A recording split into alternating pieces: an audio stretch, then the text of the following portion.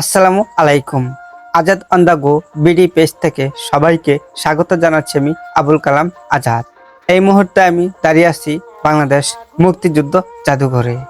আমার আজকের ব্লগে থাকছে মুক্তিযুদ্ধ জাদুঘরের বিস্তারিত।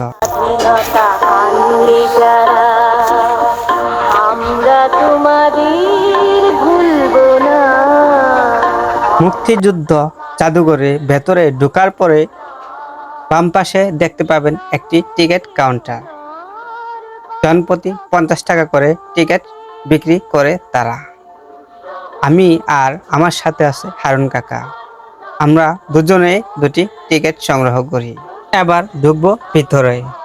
ততক্ষণ পর্যন্ত আপনারা আমাদের সাথে থাকুন আর দেখতে থাকুন এই মুক্তিযুদ্ধ জাদুঘরের ভেতরে কি আছে।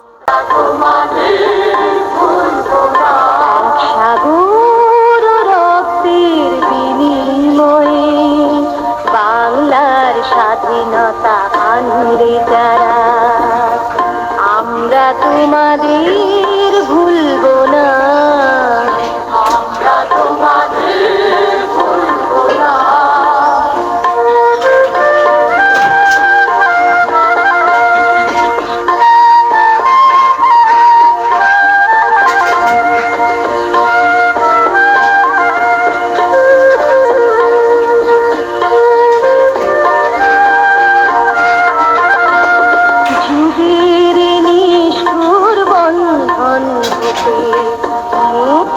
রাষ্ট্র ভাষা বাংলা চাই, রাষ্ট্র ভাষা বাংলা চাই, এই স্লোগানটি ছিল আমাদের ভাষা আন্দোলনের। আর সেই ভাষা আন্দোলনের এই স্লোগানের চিত্রটি এখানে সংগ্রহ করা হয়েছে।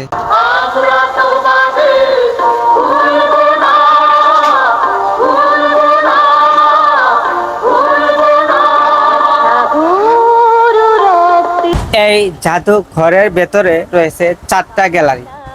আমরা এখন আছি 1 ও 2 গ্যালারিতে। আর 1, 2 গ্যালারিতে রয়েছে বিশেষ বিশেষ বরেণ্য ব্যক্তিদের চিত্র। আমরা এই বরেণ্য ব্যক্তিদের চিত্র দেখে চলে যাব 3 ও 4 গ্যালারি।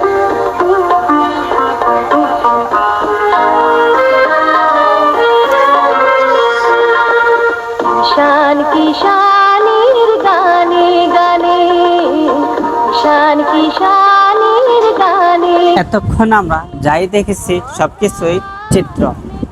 আর এখানে এসে একটি বাস্তব নৌকা দেখতে পেলাম। নৌকাটি অনেক সুন্দর করে এখানে সাজিয়ে রেখেছে। এক তারাতে বাউলের, এক তারাতে আনন্দ ঝংকারে, আনন্দ ঝংকারে, আনন্দ ঝংকারে। তোমাদের নাম ঝঙ্কৃত হবে, ঝঙ্কৃত হবে, ঝঙ্কৃত হবে, ঝঙ্কৃত। মুসলিম স্থাপত্যকলা বাংলায় যে নিজস্ব ধারা তৈরি করেছিল তার শ্রেষ্ঠ উদাহরণ বাগেরহাটের 7 গম্বুজ মসজিদ।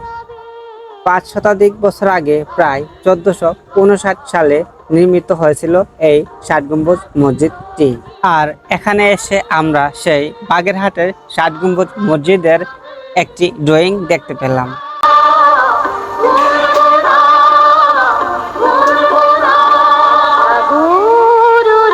এই মুক্তিযুদ্ধ জাদুঘরে এতক্ষণ আমরা যা দেখেছি সবকিছুই স্বাধীনতার পূর্বের ঘটে যাওয়ার চিত্র।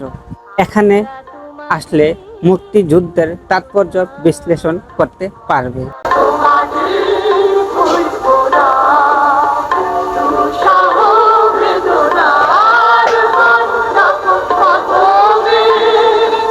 আমরা এই মুক্তিযুদ্ধ জাদুঘরে যা কিছু আছে দেখানোর চেষ্টা করেছি।